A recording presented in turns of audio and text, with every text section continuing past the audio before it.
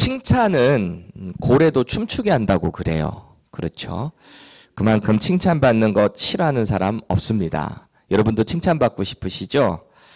물론 겉으로는 좀 쑥스러워할 수 있어요. 그리고 아무렇지도 않은 척하지만 집에 가서 입꼬리가 쑥 올라갈 수도 있어요. 누군가가 나를 그렇게 칭찬하게 된다면. 여러분들 저는 어떨 것 같으세요? 저 칭찬하면 어떨 것 같으세요? 사실 저도 칭찬하면 좋죠. 좋은데 이렇게 누군가가 제 앞에서 제 면전에다 막 칭찬을 하면은 제가 눈을 막 어디다 둬야 될지 모를 때가 있어요. 여러분들 저 보시면 아시겠지만 제가 이렇게 조금 어려운 상황이거나 당황스럽거나 그러면은 좀 이렇게 자꾸 웃음으로 승화하려는 그런 경향이 있거든요. 누가 나를 칭찬하게 되면 좀 유머러스하게 받으려고 하다 보니까 예전에는 제가 좀 잘난 척한다는 오해를 받은 적도 있습니다. 아니 뭐 이 정도 가지고 뭐 이렇게 한번 장난 한번 했다가 그게 이상하게 된 적이 있는데 그러고 나서는 제가 좀 부단히 조심하는 것 같아요. 그래서 누가 제 앞에서 칭찬하면 그렇게 쑥스럽고 좀 이렇게 피하는 것 같습니다. 그런데 제 아내만큼은 대놓고 저를 좀 칭찬 좀 해줬으면 좋겠어요. 칭찬 많이 해요. 많이 하는데 더 해줬으면 좋겠어요. 여러분 그런 거예요. 누군가에게 칭찬을 받는다는 것은 우리의 마음에 약간 인커리지가 될 뿐만 아니라 어떤 일을 부스트업해서 할 수 있는 그 힘을 주기 마련입니다. 이게 특별히 사역에 대한 거. 내가 어떤 사역을 하는데 교회 일을 하는데 주의 종으로부터 혹은 내 주변에 내가 존경하는 분으로부터 칭찬을 받게 되면 그게 참 든든하고 마음이 좋아지는 거예요. 특별히 오늘 빌립보서의 말씀을 함께 우리가 읽었는데 사도 바울 선생님, 위대한 복음의 전도자, 자신들의 그 지역에 와서 말씀을 전했던 그 사도 바울 선생님이 빌립보에 있는 교회들을 향해서 이렇게 칭찬을 하고 있거든요. 그 칭찬을 듣는 이 교회 성도들의 마음이 어땠을까 싶은 거예요. 빌립보 교회 입장에서 보면 이 바울 선생님으로부터 받는 이 칭찬이 참 감사했을 것 같아요. 자신들에게 복음을 전하고 그리스도의 덕을 세워준 사도 바울 선생님이잖아요.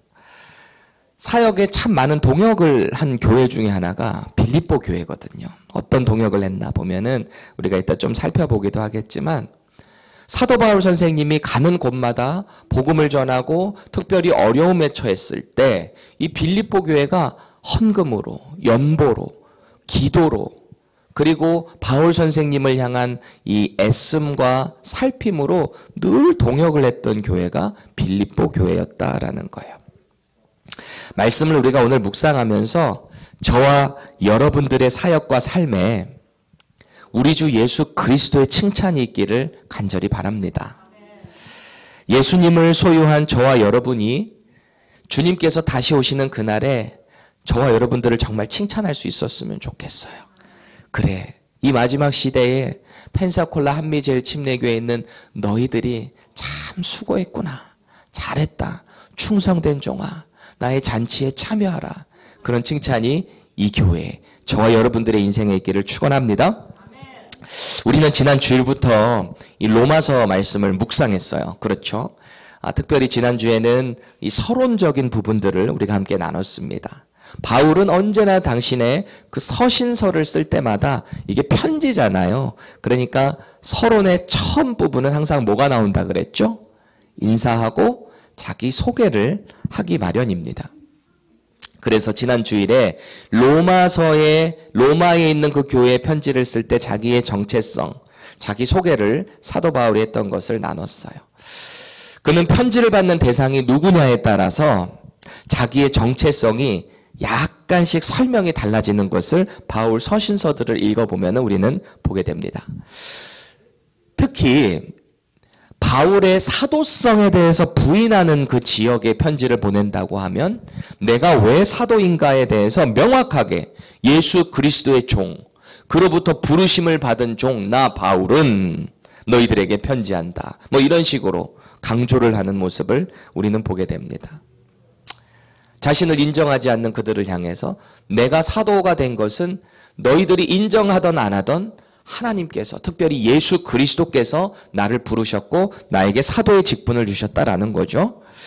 그렇게 이렇게 소개를 강하게 내가 왜 사도가 됐는지 이렇게 소개를 하는 교회의 느낌은 약간 좀 딱딱하게 느껴져요. 왜냐하면 좀 디펜스해야 되는 입장이다 보니까 자신을 좀 논리적으로 이렇게 반박해야 되는 경우도 있잖아요. 그런데 오늘 본문 1절 다시 보세요. 바울은 자신을 가리켜서 뭐라고 말하고 있습니까? 그리스도 예수의 종 바울이라고만 얘기해요.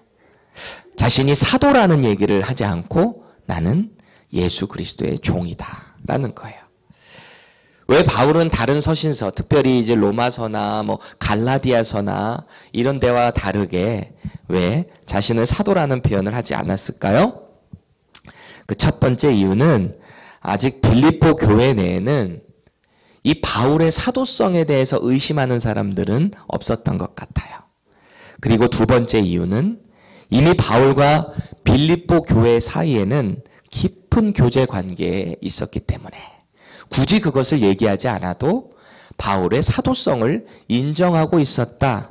양자 간의 이해가 있었다라는 것을 우리는 짐작해 볼 수 있는 거죠. 이런 관계를 가지고 3절, 4절 말씀을 다시 보세요. 내가 너희를 생각할 때마다 나의 하나님께 감사하며 그러는 거예요. 또 간구할 때마다 너희 무리를 위하여 기쁨으로 항상 간구함은 무슨 느낌이 드세요? 이 표현을 보실 때? 뭔가 꿀이 뚝뚝뚝뚝 떨어지는 것 같지 않아요? 생각해 보세요. 고린도 교회에 편지를 보낼 때 바울의 심정은 막 마음이 에어지고 정말 아픈 손가락이에요.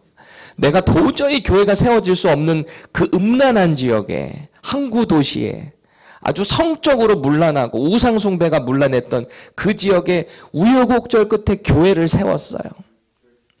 그랬는데 훗날 나중에 들려온다는 소리가 바울의 사도성을 의심하고 누군가가 들어와서 다른 예루살렘의 사도들, 정통성 있는 베드로나 야고보나 요한 같은 사도들은 알겠는데 사도 바울은 누구야? 듣보잡인데? 막 사람들이 그렇게 이간질을 하기 시작하니까 잘못된 거짓 교사들이 사도 바울의 마음이 어땠을 것 같으세요? 그러니까 고린도 교회를 향해서 우리가 가지고 있지는 않지만 눈물의 편지라는 그런 아주 눈물 가운데 내가 너희들을 위해서 어떻게 했는데 이런 편지를 보냈다라는 내용이 고린도 후서에 기록이 되어 있어요. 그런데 오늘 빌립보 교회에 보내는 이 편지의 내용을 보니까 그 교회를 생각만 하면 자연스럽게 기쁘고 감사가 넘친다라는 거예요. 그런 교회 되고 싶지 않으세요? 저와 여러분들이 그런 교회, 제가 교회잖아요. 여러분 한 사람 한 사람이 교회잖아요. 그런 교회가 될 수 있기를 바라요. 우리가 왜 그렇잖아요. 누군가와 같이 일을 하는데 뭐 꼭 교회 일 아니더라도 사회에서 누군가와 일을 같이 하고 있는데 그 사람을 생각만 하면 얼마나 사랑스럽고 얼마나 성실하고 얼마나 든든한지 막 마음이 막 벅차오르는 그런 사람 여러분 주변에 있으세요? 있으세요? 여러분이 여러분을 생각하게 되면 다른 사람이 여러분을 생각한다면 뭐라 그러실 것 같으세요? 목회하면서 그런 분들을 만나게 되면 참 마음이 따뜻합니다. 제가 이 교회 오기 전에 달라스에서 정말 많은 기도를 했던 것 중에 하나가 주님, 정말 이 교회에 있는 저 신실한 일꾼들과 같은 분들이 저의 앞으로의 목회 사역직 가운데 많을 수 있게 해주세요. 기도를 정말 많이 했어요. 하나님이 들으셨을까요? 아멘. 들으셨어요. 여러분들을 생각할 때마다 제 마음이 얼마나 따뜻하고 벅차고 감사한지요. 작년 11월부터 목회를 시작했는데 지금 이렇게 돌아보니까 얼마나 모든 일들이 감사한지. 사역의 세팅이 새로 되기 시작하고 성도들이 오고 그 안에서 우리 특별히 청년들 많은 열매들이 맺혀지고 이 안에서 또 감사와 찬양과 말씀에 대한 갈급함이 느껴질 때 얼마나 감사한지요. 행복해요. 물론 바울은요, 꼭 누군가가 자기를 좋아하고 잘 따르고 사역에 동참한다라고 해서만 행복했던 사람은 아니에요. 높은 곳에도 취할 줄 알고 풍족함에도 부족함에도 취할 줄 알았던 영성 있던 사람이 바로 바울이었기는 해요. 그러니 어떤 상황에서든지 기쁨과 감사가 넘칠 수 있는 사람이기는 한데 그가 오늘 이 빌립보 교회를 향한 표현을 보세요. 고난 가운데서 인내를 통한 감사가 아니라는 거예요. 정말 이들을 생각만 하면은 기쁘고 감사하다라는 것입니다. 그동안 바울의 사역 가운데 빌립보 교회가 실제적인 도움 그리고 선행을 통해 자연스러운 감사가 넘치고 있는 거예요. 그렇다면 빌립보 교회가 도대체 어떤 선한 행위를 했을까? 5절 말씀 함께 보겠습니다. 시작. 너희가 첫날부터 이제까지 복음을 위한 일에 참여하고 있기 때문이라. 그래요. 아멘. 그러니까 빌립보 교회가 바울을 통해서 그리스도의 복음을 받아들인 그날부터 지금까지 복음을 위한 일에 참여하고 있다라는 것입니다. 복음의 일에 참여한 게 무엇일까요? 바울이 데살로니가 지역에 있을 때 복음에 반대하는 유대인들이 있었어요. 바울을 대적하는 유대인들이 바울을 잡기 위해서 고용한 깡패들을 보냅니다. 바울이 복음을 전하는 곳에. 그래서 바울이 어쩔 수 없이 그곳을 피할 수밖에 없었어요. 그리고 일하면서 재정적으로 어렵게 되니까 이 빌립보 교회가 바울의 그 복음의 사역을 위해 연보로 도왔던 거예요. 그 사역을 할 수 있도록 말이죠. 또 사도 바울이 아테네 있잖아요. 아덴에 있을 때도 예루살렘을 위해서 헌금에 동참했던 사람들. 그 사람이 빌립보 교회였어요. 왜냐하면 예루살렘 교회가 말할 수 없는 기근 가운데 엄청 어려움을 재정적으로 경험하게 됐거든요. 그 일 가운데 이 마게도니아 지역에 있는 성도들로부터 헌금을 모아서 전달하게 되었다. 마게도니아의 교회들이 이 일에 동참하는 것이 참 덕이 되었다라는 얘기를 고린도 교회에다가 했던 적이 있었거든요. 그 일에 동참해라. 헌금을 그때 바로 하지 말고 미리 준비했다가 가게 되면은 줘서 전달을 할 수 있도록 해라. 이런 이야기를 했거든요. 그리고 바울이 로마에 갇혀 있다. 지금 빌립보서 자체가 로마 감옥에 갇혀 있는 상태에서 빌립보 교회에 쓴 편지거든요. 지금 감옥에 있어요, 사도 바울은. 그런데 이 어떤 일이 있었냐면 이 빌립보라는 지역에서 롬 그 감옥까지는 약 한 800마일 정도 되는 거리거든요. 그런데 그때 뭐 지금처럼 차가 있고 이런 게 아니잖아요. 걸어서. 혹은 뭔가의 동물을 타고 그렇게 이동하는 그 거리가 결코 쉽지가 않습니다. 그런데 이 빌립보 교회는 에바브로디도라고 하는 신실한 일꾼을 파송했어요. 그 사도 바울 선생님 있는 곳에 자신들의 사랑을 전달하고 헌금과 선물을 전달하려고. 얼마나 사도 바울을 사랑했던지 그 복음의 일에 동참했다라는 거예요. 그러니까 바울은 그들을 생각할 때마다 생각하면 생각할수록 감사하고 기쁘고 마음이 벅차올랐다라는 것입니다. 가만히 보면 좀 희한해요. 여러분, 바울이 복음을 전하는 가운데 제가 아까 말씀드린 것처럼 가장 아픈 손가락 어디라 그랬어요? 교회들 중에, 바울이 세운 교회 중에 고린도 교회라 그랬잖아요. 말씀 잘 세워놓고 어느 정도 좀 됐다 싶으니까 자기들 은사 받았다고 우리 자매들 교회 안에서 얼마나 내 방언이 더 크네 네 방언이 더 크네 막 서로 싸우고 질서 없이 막 이런 초자연적인 그런 은사들을 나타내면서 서로 무시하기도 하고 말이죠. 분열이 일어나고 나는 바울파다. 나는 뭐 개바파다. 나는 아볼로라는 사람이 엄청 언변이 뛰어났던 사람이거든요. 말씀을 잘 가르쳤던 사람이거든요. 그러니까 교회 안에 각자 파들이 생겼어요. 그러니까 아야 됐어. 우리는 아무 파도 안 될 거야. 우리는 그리스도파야. 이 파도 다 파예요. 그리스도파는 뭐 다 그리스도파지. 누구는 파고 안 파고 어디 있어요. 4개의 파가 나눠져 가지고 싸우고요. 은사 가지고 막 서로 막 분쟁이 일어나고 무질서하고요. 바울이 오죽했으면 너무 영적인 것으로 다운되어 있고 성숙하지를 못하니까 복음을 전하는 자로, 사역자로 분명한 사례비를 합당하게 받을 만했지만 그들의 믿음의 양심, 이 기반을 보니까 줄 수 있는 형편이 아니에요. 그러니까 사도 바울이 어쩔 수 없이 텐트 메이커로 낮에는 일하고 저녁엔 말씀 전하고 그렇게 했던 거예요. 목회자가 무조건 이 바이보케이션 갖는 게 맞는 게 아니라 그 상황에 따라 바울은 그들을 사랑함으로 복음을 세우기 위해서 그렇게 헌신했다라는 것입니다. 그런 아픈 손가락이 고린도 교회였어요. 그런데 그렇게 사랑을 주고 그렇게 관심을 갖고 기도하는데도 이 교회는 얘기를 들을 때마다 막 휘청휘청거리는 거예요. 분명 성령의 은사를 받은 건 축복이고 교회를 세우기 위해서 주신 선물인데 이거를 자기 자랑거리로 삼는 거예요. 질서가 없어요. 심지어 예루살렘으로부터 온 거짓 교사들이 자꾸 바울의 사도성을 자꾸 부인하니까 루머를 퍼뜨리니까 또 거기에 동조를 하는 거예요. 고린도 교회 성도들이. 바울이 얼마나 속을 썩었을까요? 반면에 이 빌립보 교회는 정말 적은 관심을 받았거든요. 그렇게 오래 있었던 것도 아니에요. 빌립보 성읍에 잠깐 있으면서 한 몇 주, 2, 3주였나요?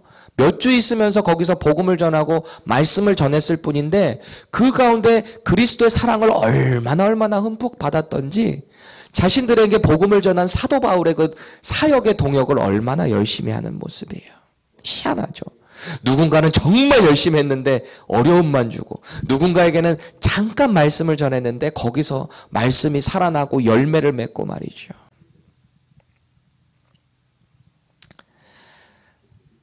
이 빌립보 교회가 왜 이렇게 바울의 그 복음 가운데 열심히 동참을 할 수 있었을까? 여러분, 성경은 교회가 왜 존재하는가 이것에 대해서 크게 세 가지로 이야기하고 있습니다. 첫 번째는 교회는 왜 존재하냐면 하나님을 예배하기 위해 존재합니다. 이 예배당은 그냥 건물이죠. 저와 여러분들이 교회라 그랬어요. 우리의 존재 목적은 하나님을 예배하기 위해, 찬송하기 위해 우리는 존재해요. 교회는 그래서 존재한다는 거예요. 두 번째 목적이 뭘까요? 교회의 존재 목적은 영혼을 구원하기 위해 존재하는 거예요. 죽어가는 영혼들에게 우리가 거저 받은 이 복음을 우리도 역시 거저 전해야 하기 위해 교회는 존재합니다.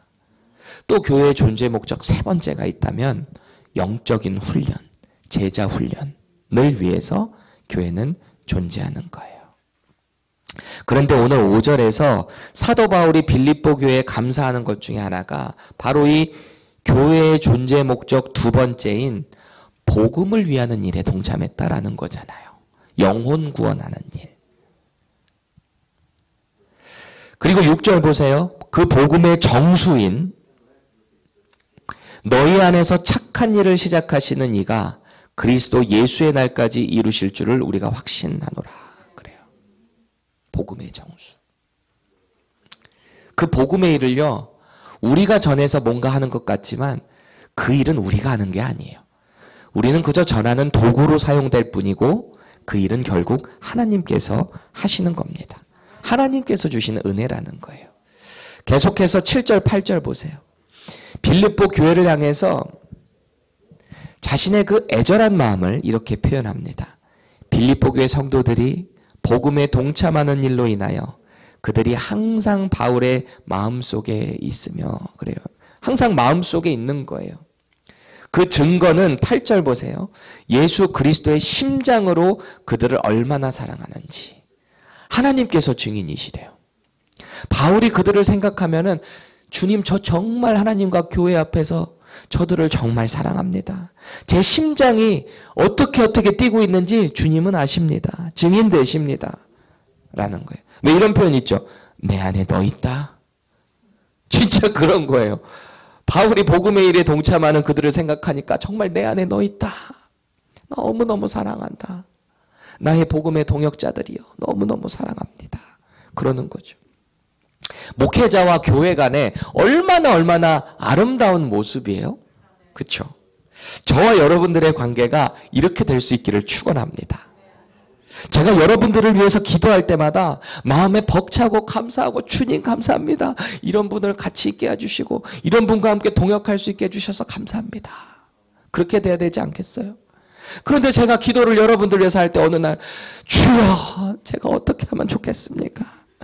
저분 생각하면만 제가 다 가슴이 답답하고 저 하나님한테 다 일러요. 그렇게 되면 진짜 일러요. 저 막 힘들게 하면 하나님 저분 저렇게 하는 거 보셨죠? 저 어떻게 해야 돼요? 하나님 저 좀 알려주세요. 일러요. 요새 정말 여러분들을 볼 때마다 모든 예배 가운데 말씀 사모하고 또 그 가운데 은혜를 나누고 이런 모습 보니까 제가 얼마나 마음이 감사하고 벅차는지 모르겠어요. 하나님께서 제가 여러분들을 얼마나 사랑하는지 증인이 되십니다. 정말 그래요. 지금까지 살펴보니 빌립보 교회의 모습을 보세요. 참 은혜가 넘치고 모든 교회가 본을 받아야 될 완벽한 교회 같죠. 그렇죠? 그런데 이 빌립보 교회 역시 많은 문제를 가지고 있는 교회였어요. 오늘 본문에서는 바울이 칭찬과 감사의 이야기만 하고 있는 것 같지만 사실 이 교회 안에는요. 질서를 깨는 3가지 위험 요소들이 있었어요. 빌립보 교회 안에. 1장 28절에 나오는 것을 보면은요. 이런 이야기를 하고 있습니다. 무슨 일에든지 대적하는 자들 때문에 두려워하지 아니하는 이 일을 듣고자 함이라. 이것이 그들에게는 멸망의 증거요 너희에게는 구원의 증거니 이는 하나님께로부터 난 것이라 그래요. 교회 외부의 위협이 계속 있었어요. 대적하는 자들로부터 오는 교회의 박해. 복음 가운데 살아가는 어렵게 만드는 박해. 4장 2절에 보면은요. 이런 말을 하고 있습니다. 다 같이 읽겠습니다. 내가 유오디아를 권하고 순두개를 권하노니 주 안에서 같은 마음을 품으라. 무슨 말이에요? 하나가 되지 못했다는 거죠. 교회 안에서 자꾸 싸운다는 얘기죠. 유오디아 아줌마랑 순두개 아줌마랑 둘이 자꾸 교회 안에서 싸우고 이게 아마 왕언니들이었던 것 같아요. 얼마나 교회 안에서 자꾸 뭔가 대적하고 자꾸 싸움이 일어나든지 분란이 있는 거예요. 3장에 보면은요. 교회 내에 이곳도 역시 거짓 선지자, 이단의 위협이 있었다라는 것을 빌립보 교회 4장까지의 내용을 이렇게 읽다 보면 모든 내용들이 나오고 있어요. 빌립보 교회도 완전한 교회가 아니에요. 그럼에도 불구하고 사도 바울은 그들의 좋은 점만 바라보면서 그들을 칭찬하고 감사하고 있는 거예요. 세상에 완전한 교회는 없습니다. 그 어떤 교회도 좋은 점도 있고 부족한 점도 있는 거예요. 그런데 교회 내에 이 바나바 같이 모범이 되고 덕이 있는 사람들이 있으면 있을수록 그 교회는 덕스러운 교회로 가는 거예요. 그런 거예요. 교회 안에는 너그러운 사람도 있지만 밴댕이 소갈딱지 같은 분들도 있을 수 있어요. 또 성령의 은사를 겸손하게 사용하는 분들이 있는 반면에 나 조금 뭐 받았다고 되게 교만한 사람들도 있을 수 있어요. 왜 그럴까요? 계속 성화되어 가야 하는 거예요. 그 사람이 꼭 잘못돼서가 아니라 원래 우리는 그런 존재예요. 예수님을 닮아가고 말씀을 통해 양육받고 제자훈련을 통해 그리스도의 그 형상을 닮아갈 때 우리는 자꾸 성화되고 교회는 건강하게 바뀌어가는 거예요. 그래서 사도 바울은 9절 보세요. 내가 기도하노라. 너희 사랑을 지식과 모든 총명으로 점점 더 풍성하게 하사 그래요. 이게 무슨 말일까요? 여러분들 사랑이 다 같은 사랑이 아니에요. 내가 누군가를 사랑한다고 해서 그게 맹목적인 사랑, 그 사람이 어떤 잘못을 했던 어떤 실수를 했던 상관없이 사랑하게 될 때 그것은 오히려 더 악효과를 불러일으킬 수 있어요. 우리가 하는 사랑에는요. 지식과 총명함이 더하여져야 된다라는 것입니다. 이걸 바꿔 말하면 지식 없는 사랑은 완전하지 못하다라는 거예요. 이 사랑이 누구의 사랑일까요? 그리스도의 사랑. 그리스도께서 우리에게 보여주신 사랑. 사명을 위해서 묵묵히 걸어가고 헌신하신 그분의 사랑. 그분의 사랑이 저와 여러분들의 가운데 있을 때 그것이 바로 지식이 더해지는, 총명이 더해지는 사랑인 줄 믿습니다. 여러분들은 어떤 사랑 가운데 살아가고 계신가요?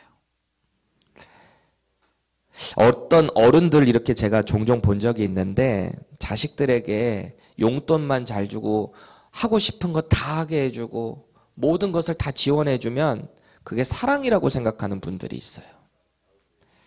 또 어떤 분들은 사랑을 단순히 마음에서부터만 우러나오는 것이 사랑이라고 생각하기도 해요. 중요한 것은 우리의 마음의 감정에 의존하는 사랑은 반드시 식을 때가 옵니다. 감정적으로 누군가를 사랑하는 것은 반드시 식어요. 다들 경험해 보셨죠? 사도 바울은 그래서 10절 보세요. 그 사랑에 총명함을 더해서 지극히 선한 것을 분별해야 한다라는 거예요. 그 사랑에는 반드시 지식과 총명이 있어야 돼요. 가식 없이 진실해야 한다라는 것입니다. 가식이 있으면 안 돼요. 뭔가 계산하는 사랑은 반드시 무너지게 되어 있습니다. 그래서 결국 11절에 그 성화된 삶으로 하나님 앞에 의의 열매를 맺으라 라는 것입니다. 여러분, 오늘 사도 바울이 이 빌립보 교회를 향해 이런 감사와 기쁨의 편지를 보낸 이유가 뭐라고 생각하세요? 왜 이 편지를 보냈을까요? 단순히 이들이 헌금에 연보로 동역해서 그냥 감사하기 위해 이 편지를 썼을까요? 바울과의 관계가 좋았으니까 썼을까요? 아니에요. 빌립보 교회 역시 그 안에 불완전한 요소들이 있었어요. 그럼에도 불구하고 바울이 이렇게 그들을 칭찬하고 권면한 이유가 5절에서와 같이 복음의 일에 참여하고 있기 때문이었다라는 겁니다. 우리가 이것을 주목해야 돼요. 우리 역시 구주 예수 그리스도부터 이런 칭찬을 받아야 하는 거예요. 야, 그래, 너희들이 그 복음을 받아들인 첫날부터, 그래, 너희가 펜사콜라에 있으면서도 그 가운데 복음의 일에 이렇게 참여를 했구나. 참 잘했다. 내가 기뻐한다. 이 칭찬을 꼭 받기를 원합니다. 비록 우리 인격이 혹은 우리가 하루하루 살아가는 그 삶의 행실이 여전히 연약하고 부족할 수 있어요. 넘어질 수도 있어요. 그럼에도 불구하고 저와 여러분들은 복음을 전하는 일, 그 삶을 살아내는 일에는 정말 하나가 될 수 있기를 축복드립니다. 그래서 우리 교회가 먼저는 하나님께 영광과 찬송의 열매가 되기를 바라고요. 또 저와 여러분들의 주변에 있는 사람들에게 정말 칭찬받는 교회가 됐으면 좋겠어요. 아, 저 사람 보니까 그 교회 한번 가보고 싶다. 아, 저 교회 다니는 사람들 보니까 저 교회는 참 괜찮은 것 같아. 이런 칭찬이 이 지역 가운데서도 쫙쫙 퍼져나갈 수 있기를 바라요. 그래서 그 가운데 우리가 복음을 전하고 복음 가운데 살아가는 칭찬받는 교회 되기를 축원합니다. 우리 시간에 함께 기도하겠습니다.